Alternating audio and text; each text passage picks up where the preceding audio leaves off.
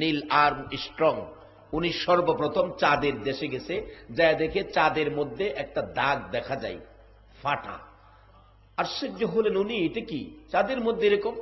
ওই ফাটার থেকে কিছু বালি আইনা দুনিয়াতে আইসা পরীক্ষা নিরীক্ষা করে দেখে এটা 1400 বছর আগে একটা অ্যাক্সিডেন্ট হয়েছিল। মুসলমানদেরকে জিজ্ঞেস করলো চাঁদের এই ঘটনার ব্যাপার আপনারা কি জানেন? কইটা আমাদের নবী আঙ্গুল ইশারা করে চাঁদ 2 টুকরা করছিল, আবার একত্রিত হয়েছে, এই দাগটা এখনো আছে। তাই নাকি? হ্যাঁ, সঙ্গে সঙ্গে নীল আর্মস্ট্রং কালিমা পরে মুসলমান হয়ে গেছে। সুধী সমাজ, আপনাদের কাছে আমার জিজ্ঞাসা, আকাশের চাঁদ 2 টুকরা করার মতো এমন কোন সন্তান পৃথিবীতে জন্ম নিয়েছে, এই কথা কি আপনাদের কারো জানা আছে? শুধু আমাদের নবী করেছে। শুধু আকাশের চাঁদ 2 টুকরা, এটা শেষ না তো, সূর্য ডুবে গেছে, ডুবন্ত সূর্যকে আমার নবী হাতের ইশারায় ডাক দিলে ডুবন্ত সূর্য আবার উদিত হইত। আচ্ছা, এরকম কি পৃথিবীর কেউ পারছে? শুধু তাই নয়, মৃত গাছের নিচে বসলে নবীর ভালোবাসায় মৃত গাছ জীবিত হয়ে পাতা লতা ফুল ফলে ভরপুর হয়ে মানুষের মতো কথা বলতে থাকত। আমরা লোক তো জেতা গাছেও কথা কয় না। যেই নবীকে একদিন ঘুমের ঘরে স্বপ্নে দেখলেও জাহান্নামের আগুন চিরতরে হারাম হয়ে যায়। আল্লাহ আজকের মাহফিলের কষ্টের বিনিময়ে আমরা প্রথম দাবি জীবনের গুনাহ মাফ করে দেখ, দ্বিতীয় দাবি আর কিছু দেখবা না দেখ, এই নবীরে একদিন ঘুমের ঘরে স্বপ্নে দেখায় দেখ। এই 2 দাবি পক্ষে আপনারা আছেন? এই 2 দাবি আদায়ের জন্য আমরা কিছু সময় কষ্ট করব। আমি আলোচনায় যাচ্ছি আজকে ভারতের আগ্রার তাজমহল, বাদশাহ শাহজাহান তার স্ত্রীর প্রেম মহব্বতে পড়ে তাজমহল বানাইছে, একটা ঘর। এটা পৃথিবীর ইতিহাসবিদগণ আশ্চর্যের 8ম আশ্চর্যের মধ্যে এটাকে একটা আশ্চর্য বানাইলেন, ইতিহাস লিখে নিলেন, এটা একটা আশ্চর্য। আমি বলবো, ও আশ্চর্য লেখার ইতিহাসবিদগণ, তোমরা কি এইদিকে একটু নজর দিলা না যে আমার আল্লাহ এখানে কি করতেছে? অতি প্রেম মহব্বত ভালোবাসায় পড়ে আল্লাহ পাক কুদরতি হাতে এক মুষ্টি নূর নিয়ে বলেছিলেন, কুনি মুহাম্মদ সাল্লাল্লাহু আলাইহি ওয়াসাল্লাম, মুহাম্মদী আকার ধারণ করো। সঙ্গে সঙ্গে মুহাম্মদী আকার ধারণ করলে, পবিত্র স্থানে রাখলে আল্লাহ পাক নিজেই কুদরতি চোখে তাকাইয়া দেখে, বন্ধু আমার এত সুন্দর। এক নজরে কুদরতি চোখে আল্লাহ নিজে 40 বৎসর তাকাইয়া নিছে। আর সেই নূরে মুহাম্মদী আল্লাহ পাকের কুদরতি পায়ে সেজদায় পড়ে বলেছিলেন আলহামদুলিল্লাহ। আল্লাহ বলেন, বন্ধু এ কি শুনাইলা, এ কি কাজ আমাকে দেখাইলা? শুনাইছো আলহামদুলিল্লাহ, কাজটা হলো সেজদা। 2টা আমার খুব পছন্দ হয়েছে। 2টার সমন্বয়ে আমি একটা ইবাদত বানাবো, যারা এই ইবাদত আদায় করবে আমি তাদের জন্য 8টা বেহেশত আমি দান করে দেব।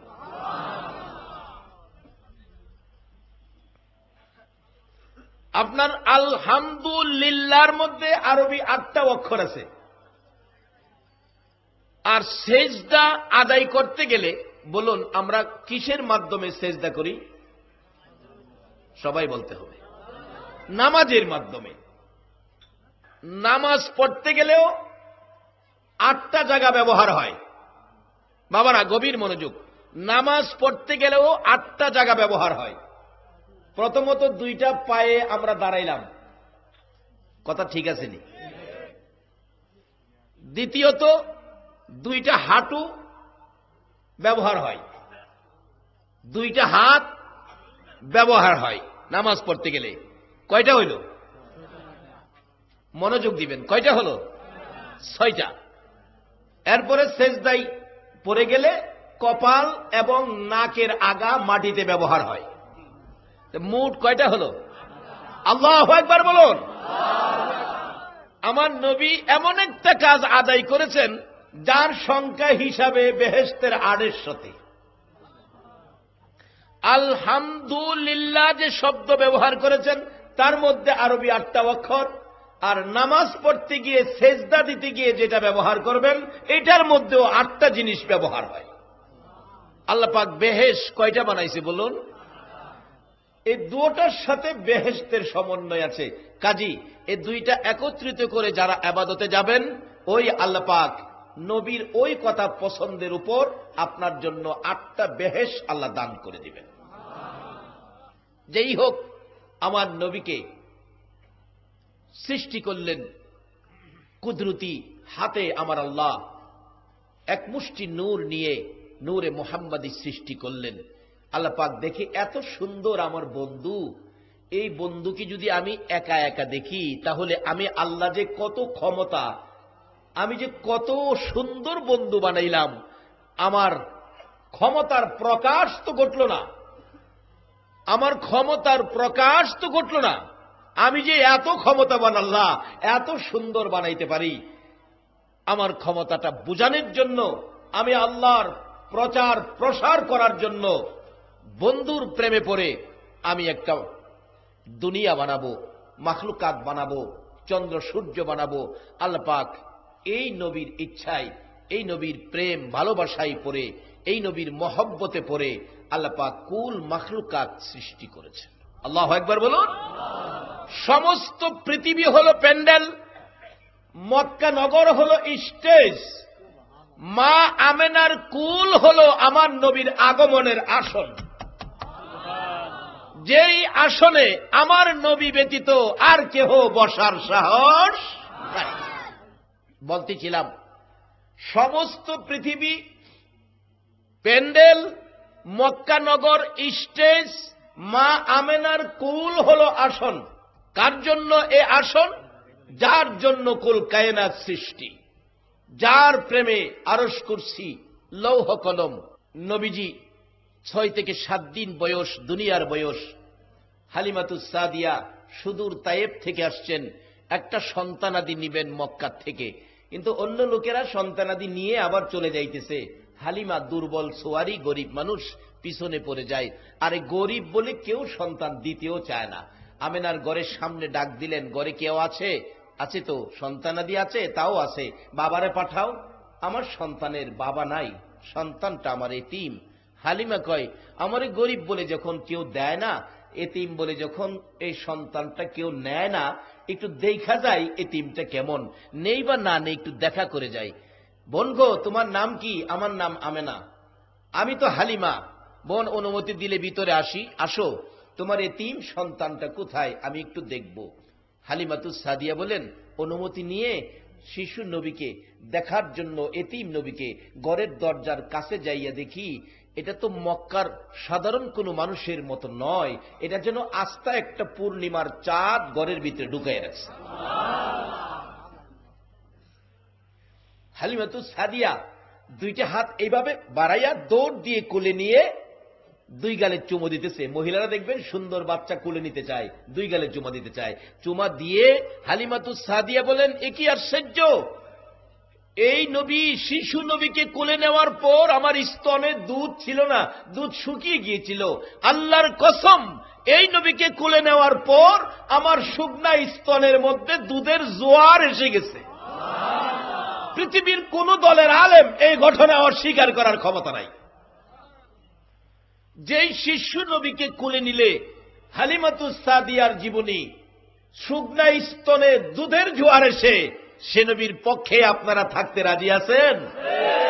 সে নবীর পক্ষে তো আমার আল্লাহ, সে নবীর পক্ষে ফেরেশতা সমূহ, সে নবীর পক্ষে গাছ গাছরা, সে নবীর পক্ষে পশু পাখি, সে নবীর পক্ষে চন্দ্র সূর্য, এক কথাই কুল কায়নাত সে নবীর পক্ষে। আপনারা কি সে নবীর পক্ষে যাবেন না বিপক্ষে যাবেন? পক্ষে গেলে লাভ হবে না লস হবে? কেমন লাভ হবে বাস্তবে আসুন। হযরত হানজালা নাপাক শরীরে উহুদের জমিনে জীবন দিয়েছে। কার পক্ষে বলুন? সবাই বলতে হবে, কার পক্ষে? যেদিন হানজালা বাসর রাত্র কাটাইয়া গোসলখানায় যাবে, গোসল করবে, সকালবেলা গোসলখানায় ঢুকলে শোনা যায় কে যেন গো পাগলের মতো রাস্তা দিয়া দৌড়াইয়া যায়, তিমের মতো কান্দে আর ডাকতেছে, মদিনার সাহাবীরা রে, ও মদিনার যুবকেরা, আর ঘরে বসে থাইকো না, যারে দেখলে নয়ন জুড়াইতো, কলিজা ঠান্ডা হইতো, সেই নবীরে উহুদের জমিনে মাইরা ফালাইছে। মদিনার যুবক আর দেরি করে না, দৌড়াইয়া ঘরের ভিতরে যাইয়া ডাল তরবারি হাতে লইয়া মার পায়ে সালাম করে চোখের পানিগুলো জর্জর করে ছেড়ে দিয়ে ডাকতেছে, মাগো ও মা, আমার নবী বলে নাই গো, বিদায় দাও, দেখা হবে হাসরের ময়দানে। আরে বাবারা ভাইয়েরা, সেই নবীর পক্ষে কারা আজকে বসে আছো? বাবা যুবকেরা গো, কারা আজকে সেই নবীর পক্ষে মাহফিলের আয়োজন করেছো?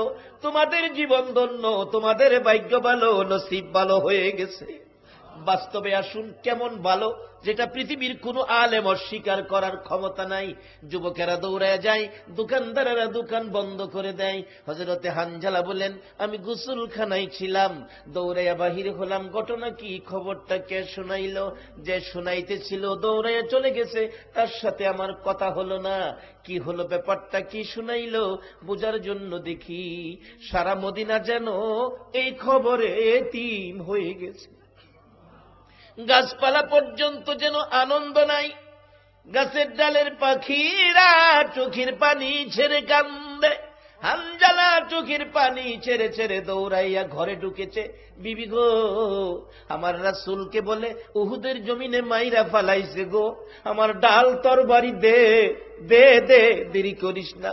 বিবি ডাকতেছে, স্বামী হে, লজ্জা হলেও বলতে হয়, আপনারা গোসল করবেন, গোসল ফরজ হয়েছে, যেখানেই যান আপত্তি নাই গো স্বামী, গোসলটা করে যান, তাড়াতাড়ি করে গোসল করুন।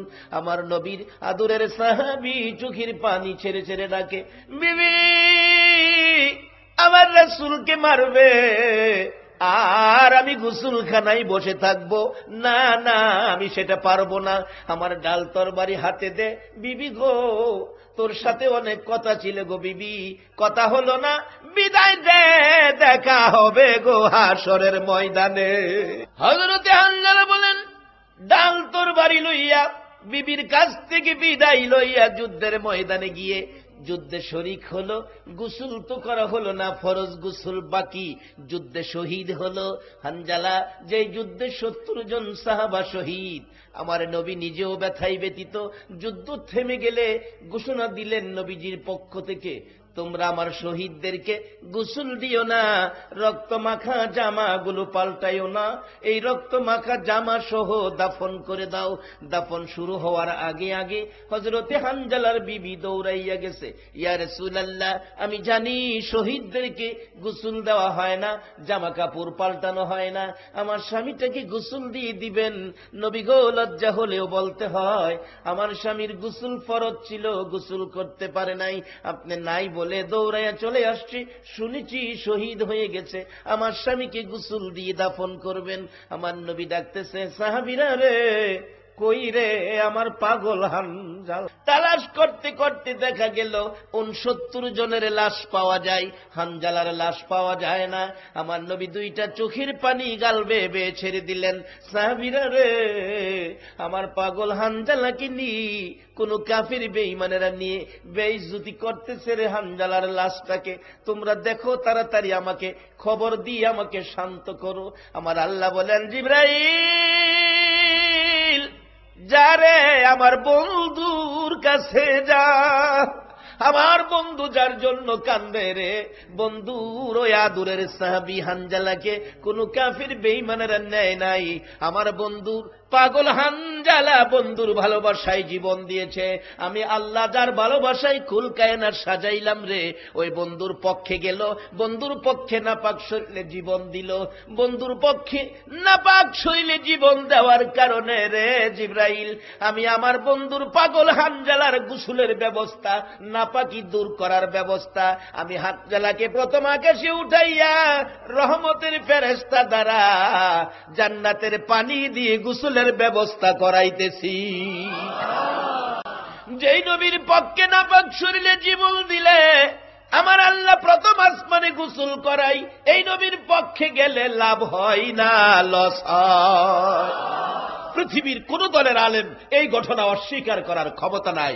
বাবারা, একটাই ব্যক্তি যার গোসল আকাশে হয়েছে, এই নবীর পক্ষের ব্যক্তিটাই হযরত হানজালা রাদিয়াল্লাহু তাআলা নাপাক শরীরে নবীর পক্ষে জীবন দিলে গোসল করাইছে আমার আল্লাহ।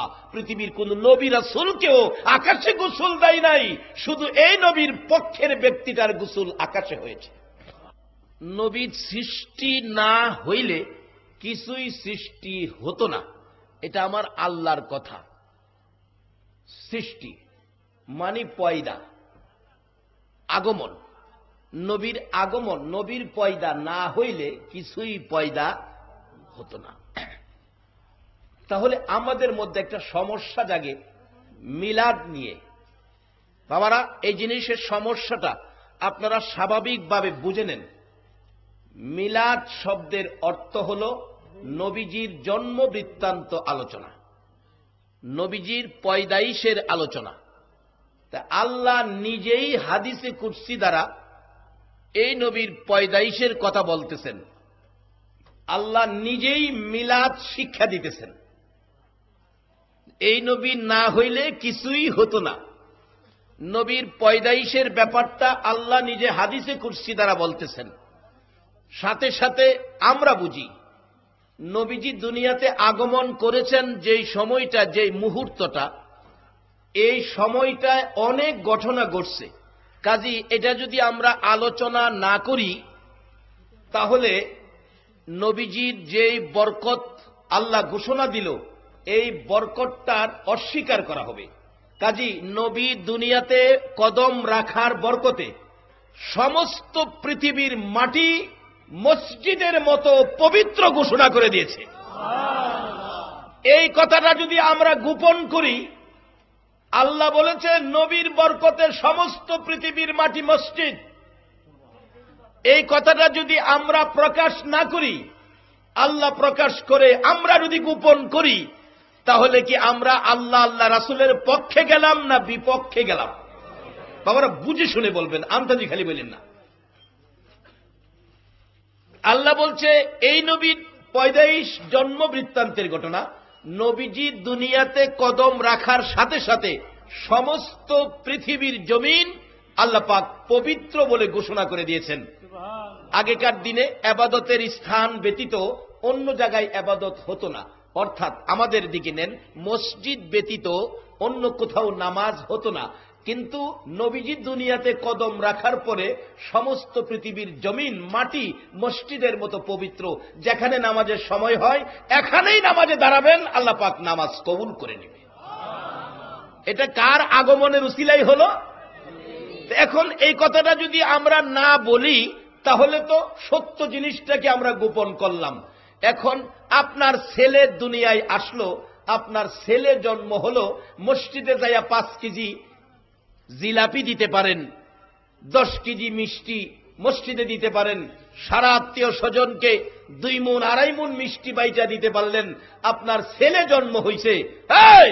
আপনার মতো কোটি কোটি সন্তানের বিনিময় তো এই দেহে এই জমিনের মাটি পবিত্র হয় না। আর আপনার ছেলে জন্ম হলো, 2 মণ মিষ্টি বাড়তে পারলেন, তার স্মরণে এখানে কোনো বেজাল মনে করলেন না।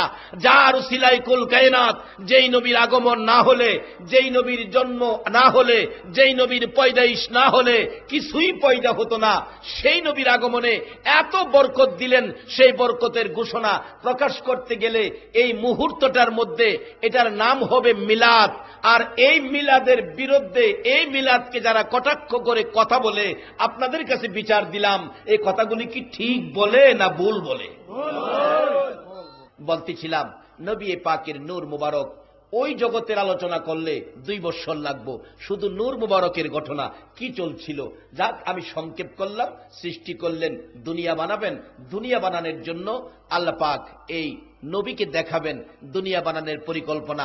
দুনিয়া বানাইলেন, দুনিয়াতে মাখলুকাত সৃষ্টি করলেন, মাখলুকাত সৃষ্টি করলেন, হাজার হাজার লক্ষ লক্ষ মাখলুকাত। আমরা তো শুনি 18,000 মাখলুকাত, না, লক্ষ লক্ষ মাখলুকাত আছে।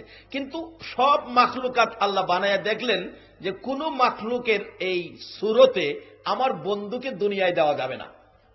দুনিয়ায় দিতে গেলে একটা সুন্দর আকৃতি, পছন্দের আকৃতি হতে হবে। অবশেষে আল্লাহ পাক একক ইচ্ছায় অতি মহব্বতে আদম জাতি অর্থাৎ মানব জাতি সৃষ্টি করলেন। আল্লাহ পাকের পছন্দ হলো এই আকৃতিতে আমার নবীকে দুনিয়ায় দেওয়া যায়,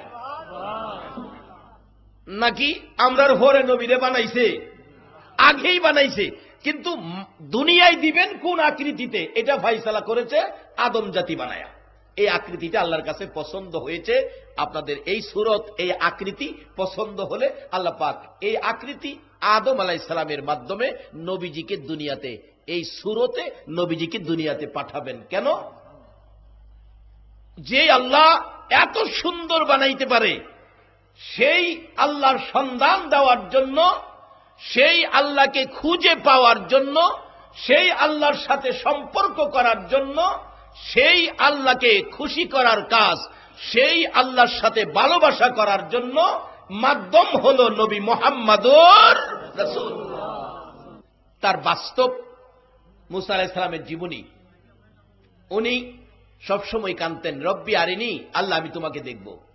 আল্লাহ জবাব দিতেন, লান তারানি, সম্ভব না, এই চোখে আমাকে দেখা সম্ভব না। মুসা আলাইহিস সালাম একদিন বলে ফেললেন, সম্ভব না, দেখা দিয়া দেখেন পারি কিনা।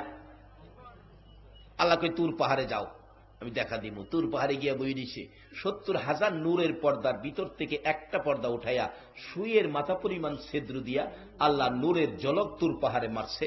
পাথর পুইরা ছাই, মুসা নবী বেহুশ।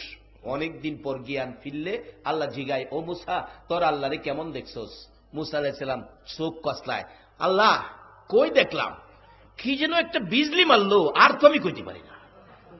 আল্লাহ কয়, মুসারে আমি কইছি তো এই চোখে আমার দেখা সম্ভব নয়। কিন্তু মুসা নবীর যে আকাঙ্ক্ষা মনে রয়ে গেছে, আল্লাহকে দেখতে পারলো না। আল্লাহকে, তোর আকাঙ্ক্ষাটা আমি মিটাবো, কিন্তু তোর ক্ষমতায় না। আমার নবী মেরাজের সফরে গেছে, 27 বছর বন্ধুর বাড়ি কাটাইছে। 27 বছর, কেমন বন্ধুত্ব! আরে দুনিয়ার বন্ধুত্ব দেখছি একদিনের জায়গায় 2 দিন থাকলে বন্ধুর মা কয়, কিরে এন বাড়ি বানছে নাকি? 3 দিন হইলে কথার বন্ধু লইয়া তুই ওই থাক, আমরা বাড়িতে যাইগা। 3 দিনের বন্ধুত্ব রাখতে পারে না। আর 27 বছর বন্ধুর সাথে বন্ধুর সম্পর্ক। আইসা পড়বে বন্ধু, আমার আল্লাহ জিগাই, বন্ধু উম্মতের দরদি, উম্মতের লেগে কিছু নিবেন না? আমার নবী ডাকে, আল্লাহ বন্ধু গো, কি দিবেন আমার উম্মতেরে? যান, আপনার উম্মতেরে 50 ওয়াক্ত নামাজ দিলাম। আচ্ছা, আসলে আমরা পড়ি কয় ওয়াক্ত? দিল কেরে 50 ওয়াক্ত? কারণটা কি? 5 ওয়াক্ত ভরুম, 50 দিল কি লেগা? আল্লাহ কয়, বন্ধু 50 দিলাম, লইয়া যান। এদিক দিয়ে মুসা নবীরে কয়, এ তোর আকাঙ্ক্ষা ছিল আমারে দেখতি, ওই আইতাছে আমার বন্ধু, এই বন্ধুর মাধ্যমে সম্ভব, তোর চোখে দেখা সম্ভব না। 6 নাম্বার আকাশে নবীজি আসলে মুসা আলাইহিস সালাম ডাকে, হুজুর বন্ধুর বাড়িতে বেড়াই আইছেন, উম্মতের দরদি কি আনছেন উম্মতের জন্য? আমার নবী কয়, ও মুসা আলাইহিস সালাম, আমার উম্মতের জন্য 50 ওয়াক্ত নামাজ নিয়ে আইছি। মুসা আলাইহিস সালাম, হুজুর আপনার উম্মতে 50 ওয়াক্ত নামাজ পড়তে পারবে না, এটা শেষ যুগে দুর্বল হয়ে যাবো গা, এটা পড়তে পারতো না। দেখেন অনেক সময় 4 রাকাত নামাজ পড়ে দাঁড়াইয়া, ওই এরপরে আবার বইয়া পড়া শুরু করে, এরকম আছে না? আমার এক ছাত্র ভাই ছিল হাফেজ, হ্যাঁ রমজান মাসে গ্রাম এলাকায় দিচ্ছে, তারাবি পড়াইতো। তারাবি ঠিক পড়াইতেছে, মসজিদের মধ্যে থাকে রোজা রাখকে সারাদিন। রোজার শেষ ভাগে গিয়া কয়, দোস্ত জুহরের আজানটা বৈশা বৈশই দেই, কি করুম, দাঁড়াইতে পারি না। আসরটা তো আমি বইতেও পারি না গো, হুইয়া হুইয়া হইতে শরীর দুর্বল হয়ে যায়, কি করুম? মুসা নবী কয়, হুজুর আপনার উম্মত পারবে না, নামাজ কমাইয়া নিয়ে আসেন। আচ্ছা, আমরা যে 50 ওয়াক্ত পারতাম না, এটা কি মুসা আলাইহিস সালাম বেশি জানে না আমার আল্লাহ বেশি জানে? আল্লাহ আমরা পারতাম না, এটা বাড়াইয়া দিল কি লেগিয়া? কারণটা হলো নবী আবার গুইরা যাইবো, বন্ধুর সাথে বন্ধুর প্রেম মহব্বত আরো বাড়বো, আর মুসা নবী ফায়দা আমার আল্লাহরে দেখব। হুজুর কমাইয়া নিয়ে আসেন। 50 ওয়াক্ত ফাটতো না। নবী যাইতেছে, এই ফাঁকে দা চাইছে, দেখে একবারে আল্লাহর দরবারের সামনে গিয়ে বইছে। মুসা নবী মনের আশা মিটছে, দেখে আরো তো আকাঙ্ক্ষা বাড়ছে। আল্লাহকে, বন্ধু কি ব্যাপার আবার আইলেন যে? আচ্ছা, আল্লাহ জানে না কি লেগেছে? আবার আইলেন যে? প্রভু গো, আমার উম্মত তো শেষ যুগে দুর্বল হবে, 50 ওয়াক্ত নামাজ পড়তে পারবে না, একটু কমাইয়া দেন। কথা যান 5 ওয়াক্ত কমাইলাম, যান। এই পড়ছে মুসা আলাইহিস সালাম দিকে, কত কমাইছেন? 5 ওয়াক্ত। না হুজুর আরো যান, আরো কমাই দিব। আমার কাছে আর মুসা নবী মন ভরে দেখে, এভাবে 9 বার ভাড়াইছে। আচ্ছা আল্লাহ একবারে ভারছেন না 45 কমাইতো? আল্লাহকে বন্ধু তুমি আইলেই আমার কাছে ভালো লাগে। এই নবীর পক্ষে যাইতে বলুন, আপনারা রাজি আছেন কিনা? বাবারা ভাইরা, সেই নবী আপনার আমার জন্য কত কষ্ট করেছে। আম্মা জান আয়েশা সিদ্দিকার জীবনীতে বহু ঘটনা পাওয়া যায়। আম্মা জান আয়েশা সিদ্দিকা বলেন, আমার নবীর জীবনীতে আমি বহু ঘটনা দেখেছি। আমার নবী উম্মতের ব্যথাই গো কত ব্যথিত। আমার নবী ঘুম থেকে উঠার পর আমি তাকিয়ে দেখি নবীজির সুন্দর চেহারা মোবারকে খেজুর পাতার চাটার দাগগুলো লেগে থাকে। ভাবলাম নবীর ঘুম ভালো হয় নাই। পরের দিন বিছানাটা একটু নরম করে দিল। একটু ঘুম বেশি হলে আমার নবী ঘুম থেকে উঠে বিছানায় বসে কান্দে গো বুক বাসাইয়া। প্রশ্ন করেছেন আম্মা জান আয়েশা সিদ্দিকা, ইয়া রাসূলুল্লাহ এইভাবে কাঁদতেছেন কেন? আমার নবী বলেন, আয়েশা রে, এই বিছানাটা নরম করে দিয়েছো, আমার তো ঘুম বেশি হয়ে গেছে। হুজুর কালকে আপনার চেহারা মুবারকে দাগ দেখে আমার ব্যথা হয়েছে, দুঃখ হয়েছে, ঘুম বুঝি আপনার ভালো হয় নাই, বিদায় তো আজকে বিছানা নরম করে দিলাম। আমার নবী কান্দে, আয়েশা রে নিষেধ করে দিলাম, আর কোনদিন আমার বিছানা এইভাবে নরম করে দিও না। নরম বিছানায় শুইয়া রে আয়েশা, আজকে আমার ঘুম বেশি হয়ে গেছে। এইভাবে নরম বিছানা পাইয়া আমি নবী যদি সারা রাত ঘুমায়া কাটাই রে, কোন সময় আমার গুনাহগার উম্মতের কান্না কাঁদব। আমার নবী সারা রাত ঘুমাইতে চায় না আপনার আমার মায়ায়। আরে দয়ালো নবী প্রেমের ছবি আর আসবে না জগতে, আমার দয়া প্রেমের ছবি আর আসবে না হাসর দিনে উম্মত বিনে, হাসর উম্মত বিনে যাবে না নবীজি বেহেশতে। দয়ালো নবী প্রেমের ছবি আর আসবে না জগতে, আমার দয়ালো নবী প্রেমের ছবি আর আসবে। 63 সাল জিন্দিগি কাছে বলে উম্মতি, 63 সাল জিন্দিগি কাছে বলে উম্মতি, এখনো কান্দে শুয়ে মদিনাতে নবী, এখনো কান্দে শুয়ে মদিনাতে। দয়ালো নবী প্রেমের ছবি আর আসবে না জগতে, আমার দয়ালো নবী প্রেমের আর আসবে না।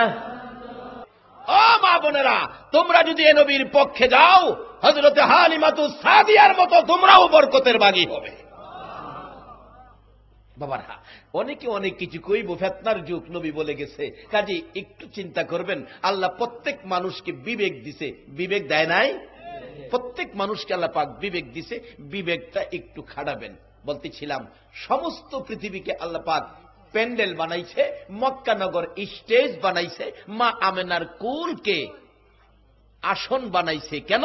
এই পৃথিবী যার উসিলায় সৃষ্টি, মহান অতিথি আসবেন রবিউল আউয়ালে। কিভাবে আসবেন? আসতেছি সামনে।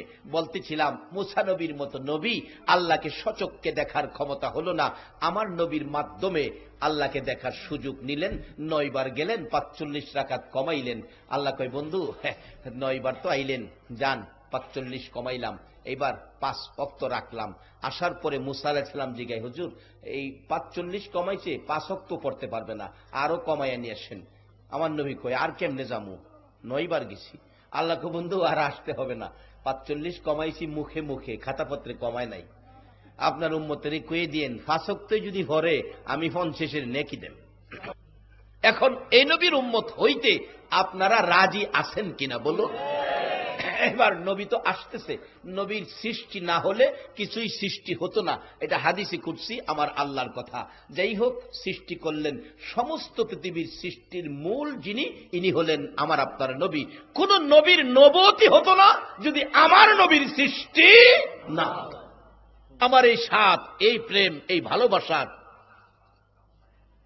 প্রকাশ ঘটল। আদম আলাইহিস সালাম জিগাই, প্রভু গো, আমি ঘুমাইলে আমার কপালে কে নড়ে চড়ে? আল্লাহ কয়, আদম, যার খাতিরে তোরে বানাইছি ইনি নড়ে চড়ে। লম্বা ঘটনা, আমি সংক্ষেপ করে আনছি। আদম আলাইহিস সালাম যখন তার কপাল থেকে নূরে মুহাম্মাদি, আদম আলাইহিস সালামের সন্তানদের মধ্যে দ্বিতীয় নবী ছিলেন শীস আলাইহিস সালাম। শীস আলাইহিস সালামের কপালে তাশরীফ নিয়ে গেলেন। আদম আলাইহিস সালাম তার 120 জোড়া সন্তান ছিল, 120 জোড়া। এর মধ্যে একজন খালি ছিল একা, আর বাকি 119 জন ছিল জোড়া জোড়া, একটা ছেলে একটা মেয়ে। এইভাবে সন্তান প্রসব হইত। আস্তে আস্তে 120 জোড়ার মধ্যে একজন একা আসছে। কেন? এটা আসতেছি পরে। এবার 120 জোড়া সন্তান নিয়ে আদম আলাইহিস সালাম ওয়াজ করতেছেন, এভাবে ওয়াজ মাহফিল। কিন্তু ওয়াজ মাহফিলে ওয়াজের সাবজেক্ট ছিল আখিরি নবী। আখিরি নবীর ওয়াজ করলেন 3.5 ঘন্টা আদম আলাইহিস সালাম। মাঝখান থেকে শীষ নবী দাঁড়ায় গেছে। আব্বা আদম, প্রশ্ন কি, কবে আইব আখিরি নবী? 3.5 ঘন্টা প্রশংসা করলেন, ওয়াজ করলেন। আপনি যে বর্তমানে আছেন, আপনার কথা তো একবারও কইলেন না। এই নবীর এত দাম, আপনার কি কোনো মূল্য প্রশংসা নাই? আদম আলাইহিস সালাম ডাহে, এই বেটা শীষ, কি জানোস, খামাখা করস পিস পিস। হে নবীর সাথে আমি আদমের কোন তুলনা হয় না।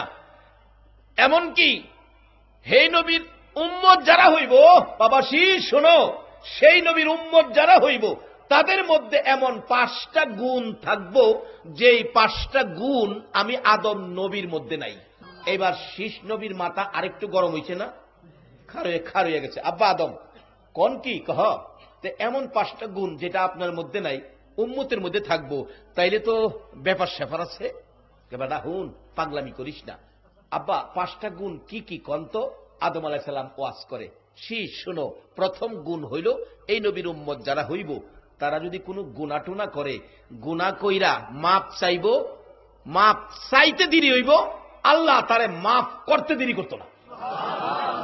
গুনাহ করছে, মাপ চাইছে, সাথে সাথে মাফ।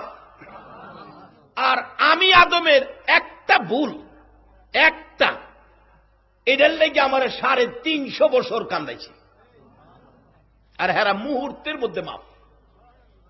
আব্বা কোন কি কহ?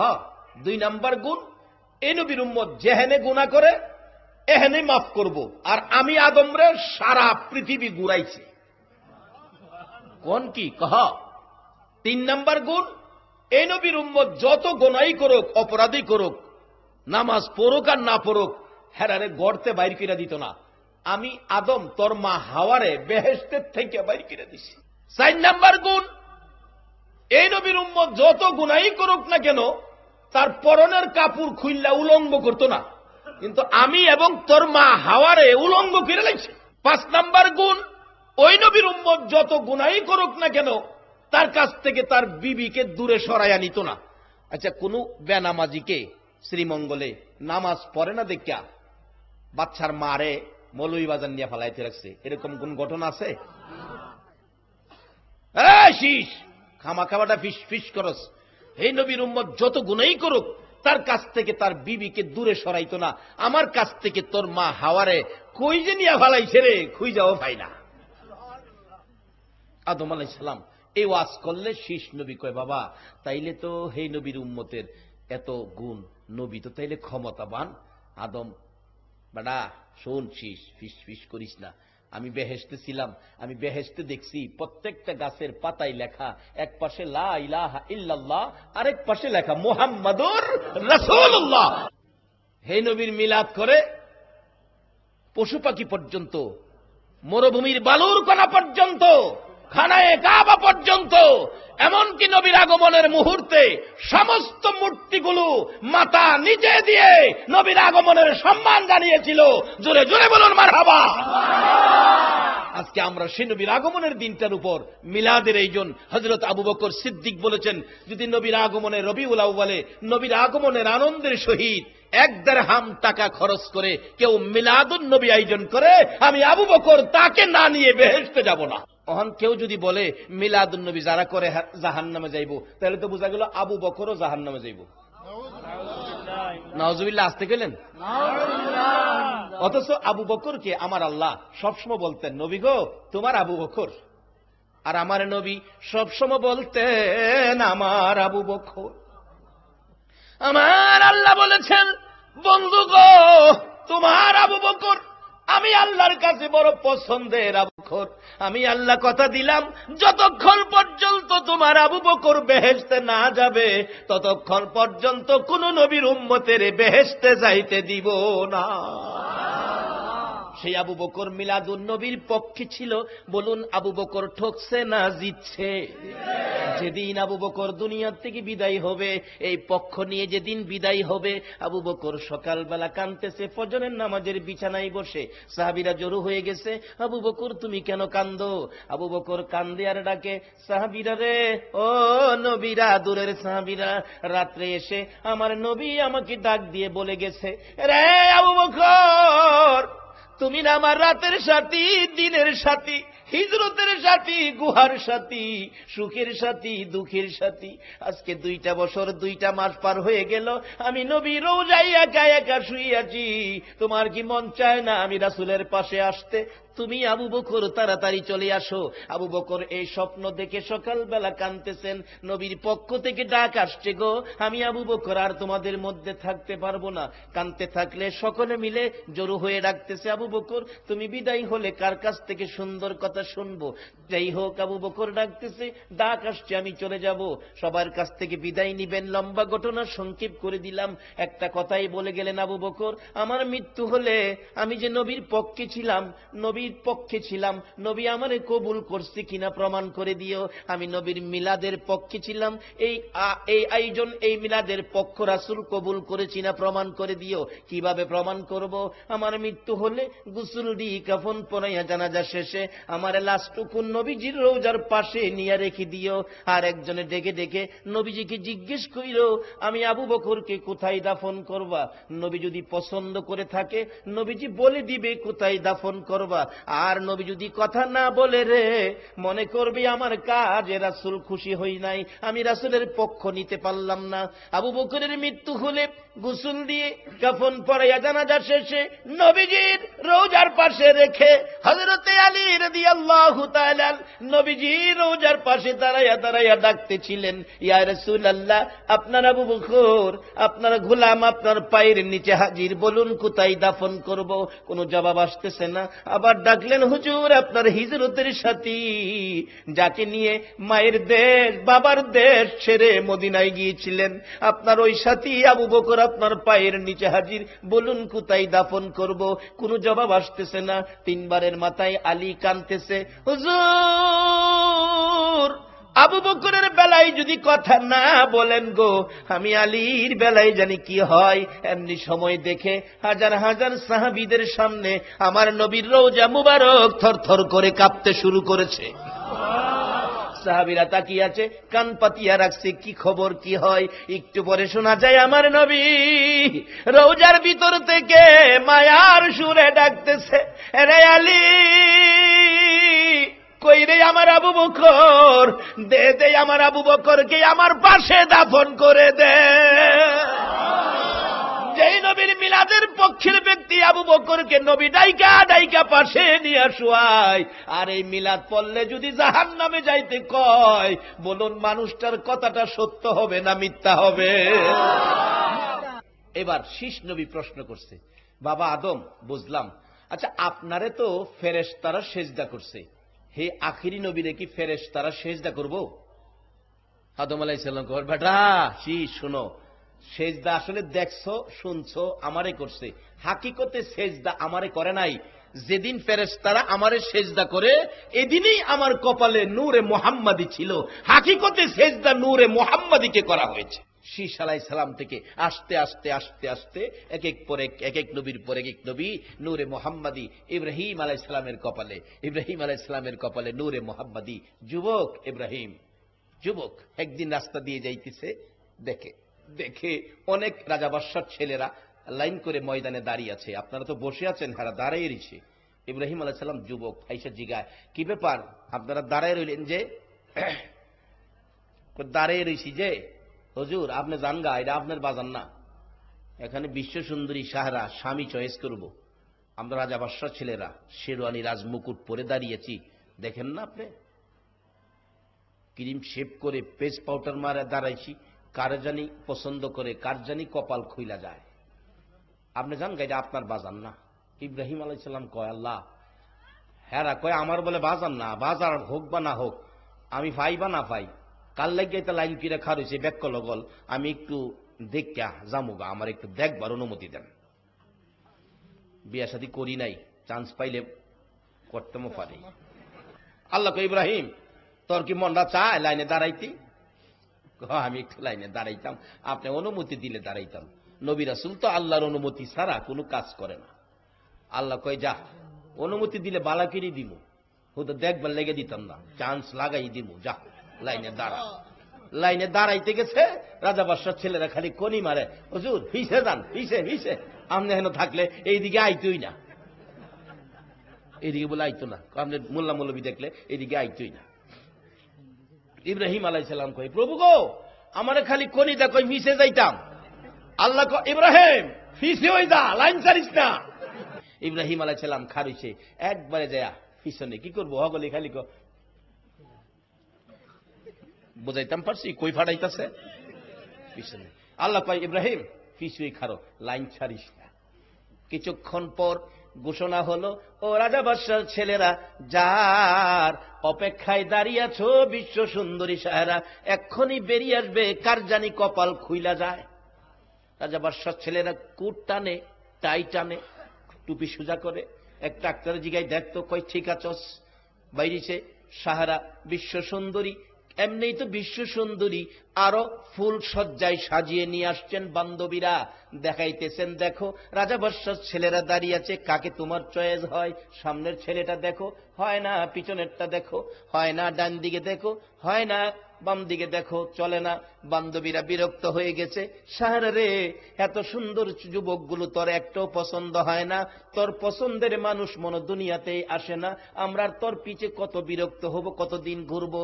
সাহারা ডাকতেছে, বান্ধবীরা রে, বিরক্ত হইস না, আমার পিছে ঘুরিস না, আমি যাকে বন্ধু বানাবো রে, কেন জানি আমার মন বলে এই বাজারে আমার বন্ধু আইছে। কে তোর বন্ধু হবে, কাকে বন্ধু বানাবে? এত সুন্দর ছেলেগুলি তো তুই চয়েস করস না। সাহারা ডাকতেছে, বান্ধবীরা রে, আমি কেমনে তাকে চয়েস করব? আমি যাকে বন্ধু বানাবো ওই যুবকটাকে একটা না 40টা রাত্র ঘুমের ঘরে আমি স্বপ্নে দেখেছি, যে লোকটার কপালের মধ্যে লেখা আছে রে মুহাম্মদ, যে লোকটার কপালের মধ্যে লেখা আছে মুহাম্মদ। নাম জিজ্ঞেস করেছিলাম রে, ওই লোকটা বলেছে আমার নাম ইব্রাহিম। দে দে আমার সময় দে, তোরা আমার সাথে আছিস না, আমি ঘুরি ঘুরি দেখি, কেন জানি আমার মন বলে আজকের বাজারে আমার মনের মানুষ পাইব। ইব্রাহিম আলাইহিস সালাম দাঁড়িয়ে আছে একবারে পিছনে, বিশ্ব সুন্দরী সাহারা ঘুরি ঘুরি ঘুরি ঘুরি কপালের দিকে তাকাই, না না, এই কপাল তো পাওয়া যায় না। বলুন, যার কপালে মুহাম্মদ, এই কপালের দাম কত হয়ে গেছে। সাহারা আস্তে আস্তে চেক করে একটারও পায় না, যেটা ফাঁস করে আইয়ে এটা কপালও থাপড়ায়। রোদ্রে পুইরা সারাটা দিন মারলাম রে, নসিবে নাই যাইতেছে গা। যাইতে যাইতে দেখা যায় ওই ইব্রাহিম আলাইহিস সালামের পাশে দাঁড়াইছে ইব্রাহিম তো মাথা নিচু করে দাঁড়িয়ে আছে, কারণ মহিলা আসতেছে, মহিলার দিকে তো অনার্থক চাওয়া যাবে না, মাথা নিচু করে দাঁড়িয়ে আছে। এমন সময় দেখা যায় ওই মহিলা বিশ্ব সুন্দরী সাহারা পাশে দাঁড়াইয়া ডাকতেছে, আপনার নাম কি, পরিচয় কি, মাথাটা উঁচু করুন। ইব্রাহিম মাথা উঁচু করলে সাহারা তাকাইয়া দেখে গো, 40 রাত্র যাকে স্বপ্নে দেখেছিল ওই নমুনা আদি কপালে দেখা যায়। একটা চিৎকার মারছে সাহারা, বান্ধবীরা রে তোরা কে কোথায় আছস, জলদি করে দেখা যা রে, আমার মনের মানুষ পাইছি। বান্ধবীরা দৌড়াই আসলেন, কয় কিরে মনের মানুষ কোত্থেকে আজকে মিলাইল। আইসা দেখে ইব্রাহিম আলাইহিস সালামের মাথার উপর মেঘের টুকরা ছায়া দিয়ে রাখছে, আর কপালের মধ্যে আখিরি নবীর নামের অক্ষর মুহাম্মদ লেখা দেখা যায়।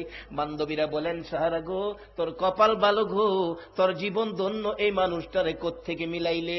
ও বান্ধবীরা, এই মানুষটাকেই তো 40টা রাত্র ঘুমের ঘরে স্বপ্নে দেখেছি, দে দে আমি বরণ করব আমার মনের মানুষকে, আমার হাতে ফুলের মালা দে, আমার হাতে জরির মালা দে, আমি আমার বন্ধুর গলায় পরাবো।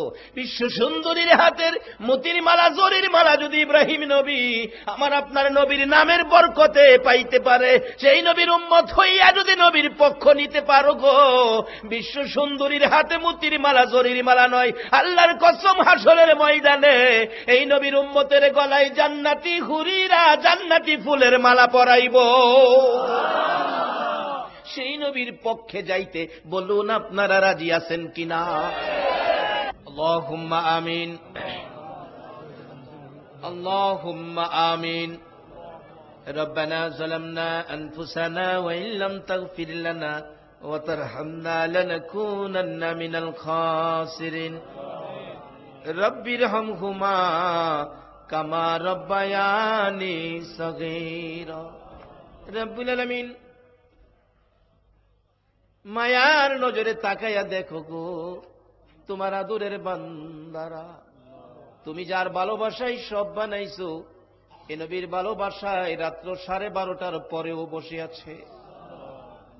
মউত আমার মন কয়, নবী যদি মক্কায় না হইয়া বাংলার জমিনে, সিলেটের শ্রীমঙ্গলের জমিনে যদি আগমন করত, এই মানুষগুলো বাড়িঘর ছেড়ে নবীর ভালোবাসায় জীবন দিয়া দিত।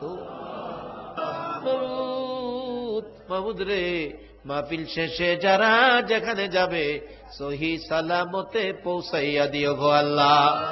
মাবুদ গো, এত রাত পর্যন্ত মাহফিলে যারা কষ্ট করেছে, মাহফিলে দূর দূরান্ত থেকে আসছে, যারা যেখান থেকে আসছে, তাদেরকে আবার সহি সালামতে ওই জায়গায় পৌঁছাইয়া দিও গো আল্লাহ।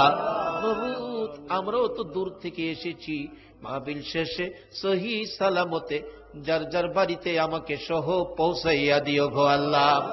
মাবুদ গো, তাবারুকের ব্যবস্থা করেছে ছেলেরা কষ্ট করে, তাবারুক যাই যাই নিয়তে বক্ষণ করবে, খাবে, কোন রোগের শেফার উদ্দেশ্যে যদি তাবারুক খায়, এই মাহফিলের উসিলায় মিলাদুন নবীর খাতিরে সকলের রোগ শেফা করে দিও গো আল্লাহ। রব্বানা তাকাব্বাল মিন্না ইন্নাকা আনতাস সামিউল আলিম ওয়া তুব আলাইনা ইয়া মাওলানা ইন্নাকা আনতাত তাওয়াবুর রহিম। وصلى الله تعالى على خير خلقه محمد وعلى آله وأصحابه أجمعين بحق لا إله إلا الله محمد رسول।